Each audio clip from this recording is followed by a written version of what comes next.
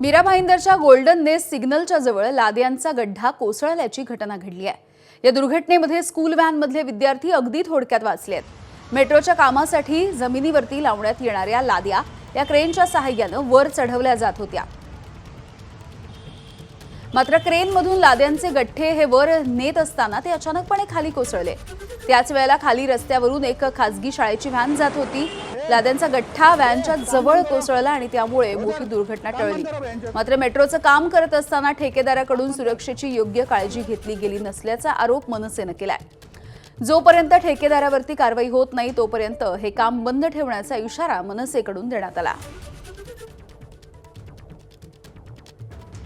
मीरा भाईंदर महानगरपालिका असू दे, MMRD असू दे, जे कुमार असू दे, यांच्यावर गुन्हा दाखवला पाहिजे। वारंवार कृत्य करतायत, कोणी दुर्लक्ष, सगळे दुर्लक्ष करतायत, पोलीस स्टेशनची साथ नाही। त्यामुळे मला असं वाटतं याच्यावर गुन्हा दाखवला पाहिजे। आमची मागणी आहे, जोपर्यंत गुन्हा दाखवला तोपर्यंत आम्ही काम चालू करायला देणार नाही, हे तुमच्या माध्यमातून सांगतो।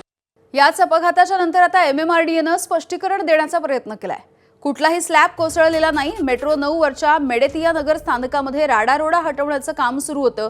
क्रेनद्वारे साहित्य हटवत असताना काही ग्रेनाइट खाली पडले असं MMRDनं स्पष्टीकरण दिलंय।